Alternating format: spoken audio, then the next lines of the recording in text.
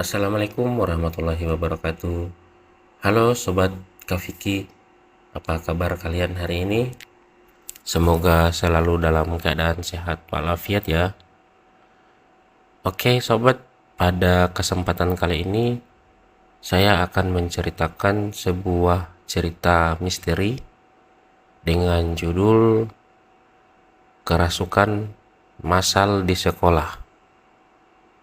Tapi sebelum ke ceritanya, mari bantu channel ini agar terus berkembang dengan cara subscribe, like, komen, dan jangan lupa juga nyalakan lonceng notifikasinya ya, biar kalian tahu ketika ada cerita horor terbaru dari channel ini. Terima kasih.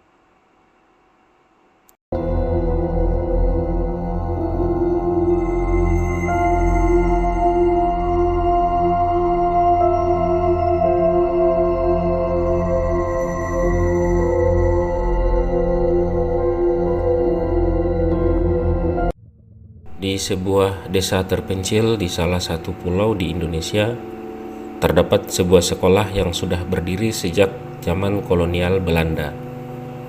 Sekolah ini terkenal dengan sejarahnya yang kelam, namun tetap beroperasi karena kurangnya fasilitas pendidikan di daerah tersebut.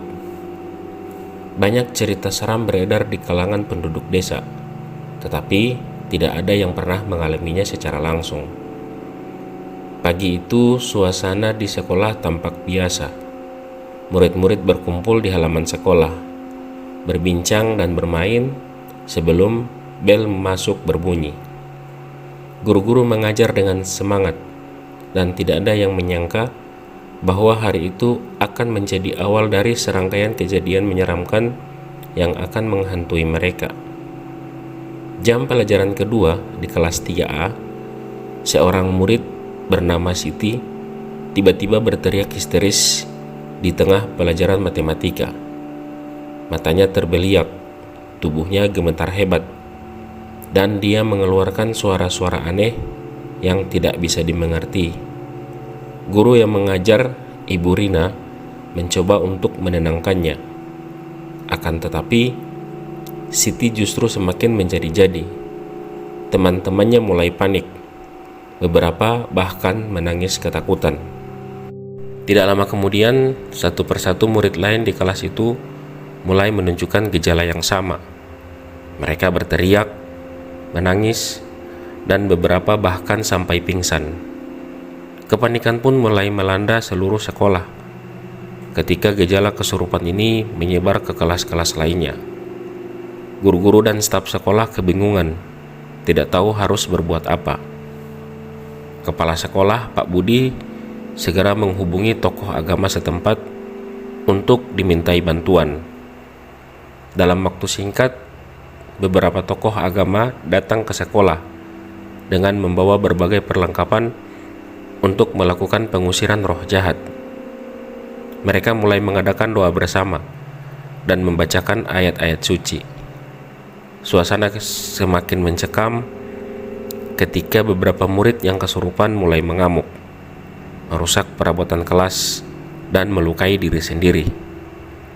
Para tokoh agama bekerja tanpa henti, berusaha keras untuk menenangkan roh-roh yang merasuki para murid.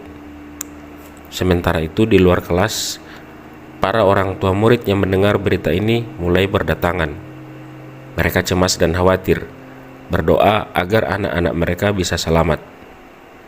Sekolah berubah menjadi tempat yang penuh dengan tangisan, teriakan, dan doa-doa yang dipanjatkan dengan harapan agar kejadian menyeramkan ini segera berakhir. Setelah beberapa jam, usaha para tokoh agama ini mulai menunjukkan hasil. Satu persatu, murid-murid yang kesurupan mulai tenang dan kembali sadar. Mereka tampak bingung dan ketakutan, tidak mengerti apa yang baru saja terjadi pada diri mereka sendiri. Kepala sekolah kemudian memutuskan untuk meliburkan kegiatan belajar mengajar selama beberapa hari agar situasi bisa benar-benar kondusif.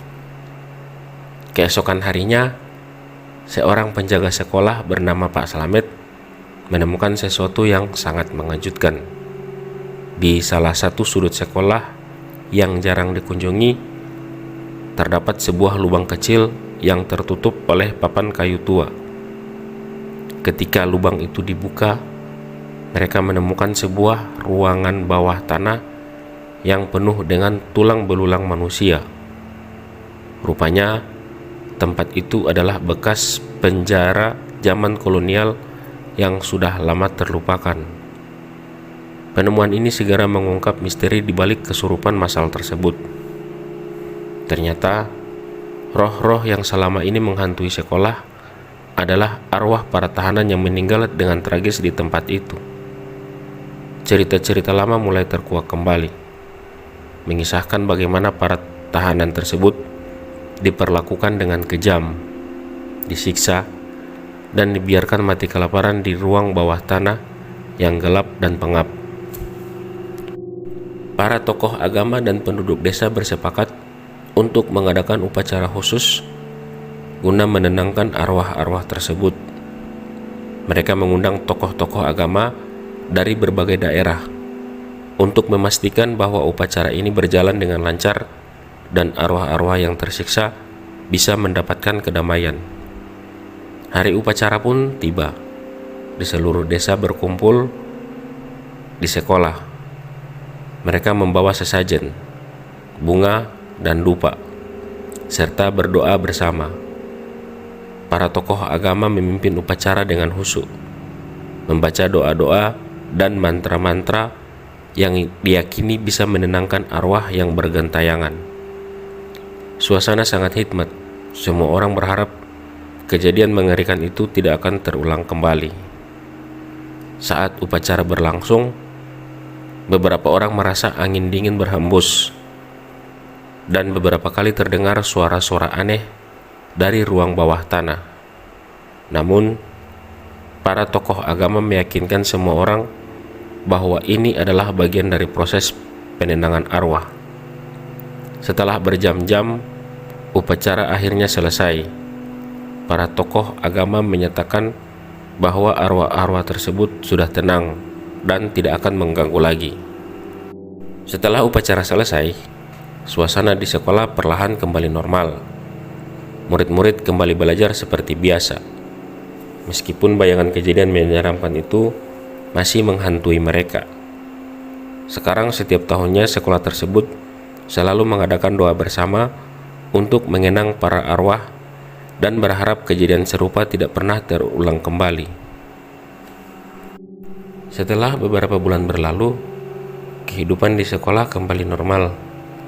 Namun pada suatu malam, penjaga sekolah, Pak Slamet, mulai merasakan sesuatu yang aneh. Setiap malam saat dia melakukan rondaan, dia sering mendengar suara langkah kaki di koridor yang seharusnya kosong. Kadang-kadang dia juga mendengar suara berbisik-bisik yang tidak jelas asalnya. Pak Slamet mencoba mengabaikan suara-suara tersebut, menganggapnya sebagai imajinasinya saja. Namun, semakin hari, suara-suara itu semakin sering terdengar dan semakin jelas. Pada suatu malam, dia memberanikan diri untuk mengikuti suara langkah kaki tersebut. Suara itu membawanya ke ruang kelas yang paling ujung, ruang kelas 3A, tempat kesurupan massal pertama kali terjadi. Ketika Pak Slamet membuka pintu kelas 3A, dia terkejut melihat sosok seorang anak perempuan berdiri di tengah ruangan.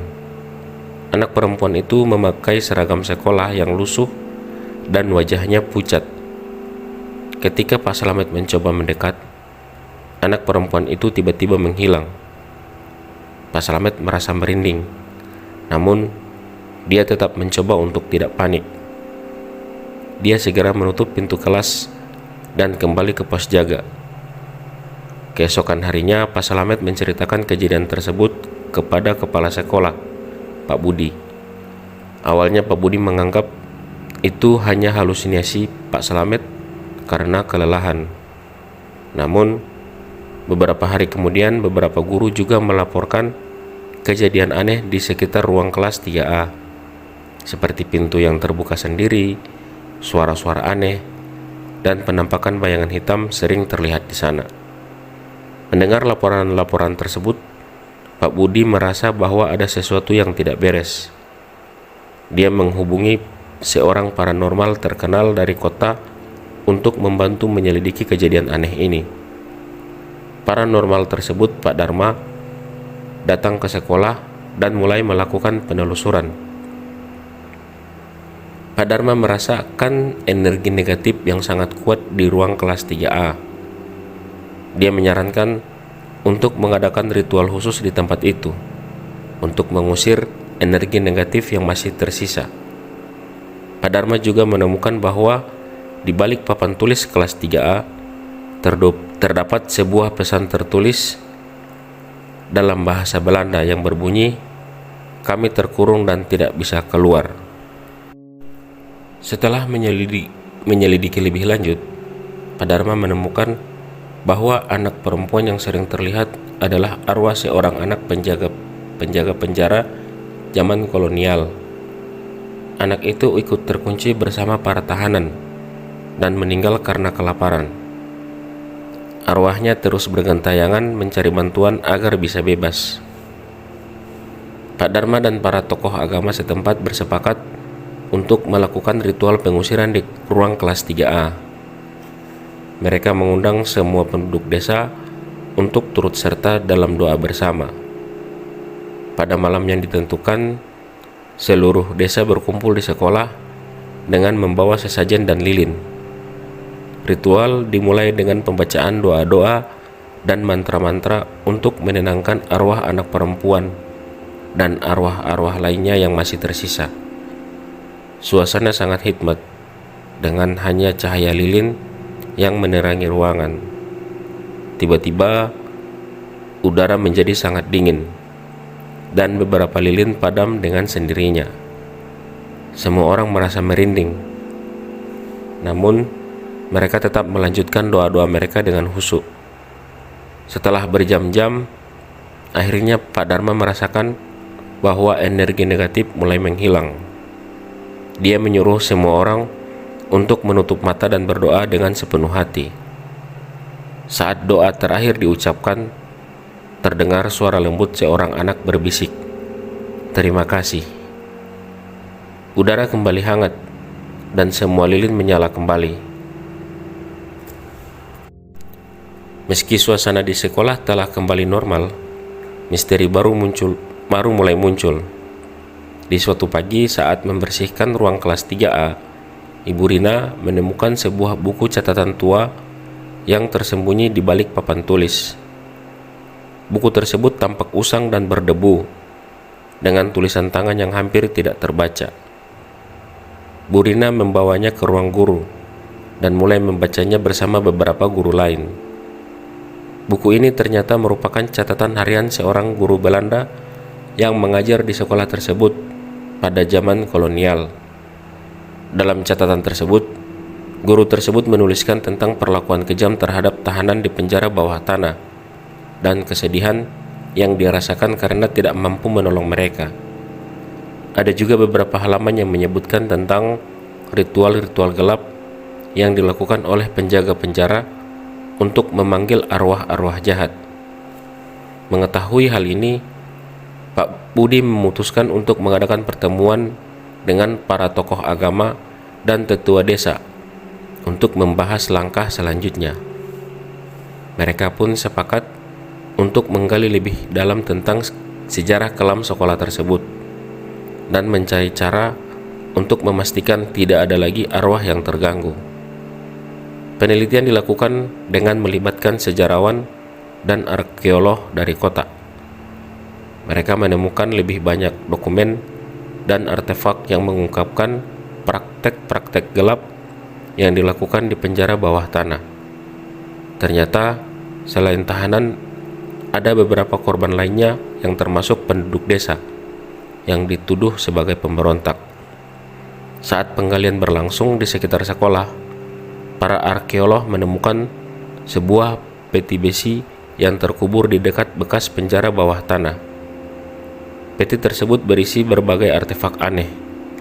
termasuk patung-patung kecil yang menyeramkan dan kertas-kertas dengan simbol-simbol yang tidak diketahui. Salah satu arkeolog mengenal simbol-simbol tersebut sebagai bagian dari ritual pemanggil arwah yang sangat kuno.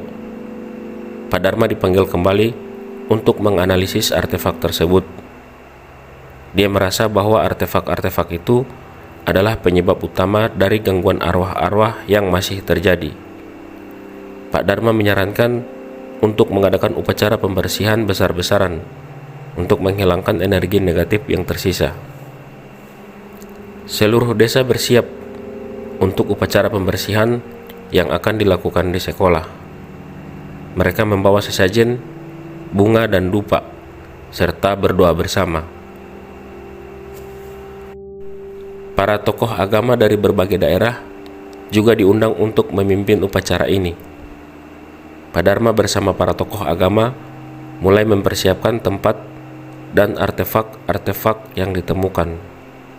Upacara dimulai dengan pembacaan doa-doa dan mantra-mantra untuk menenangkan arwah-arwah yang masih tersisa. Suasana sangat hikmat dengan hanya cahaya lilin yang menerangi ruangan. Tiba-tiba udara menjadi sangat dingin dan beberapa lilin padam dengan sendirinya. Semua orang merasa merinding, namun mereka tetap melanjutkan doa-doa mereka dengan khusyuk. Pak Dharma memimpin doa terakhir, meminta agar semua arwah yang terganggu bisa tenang dan pergi ke tempat yang seharusnya. Saat doa terakhir diucapkan, suara gemuruh dari dalam tanah dan tanah di sekitar sekolah bergetar. Namun setelah beberapa saat, semuanya kembali tenang.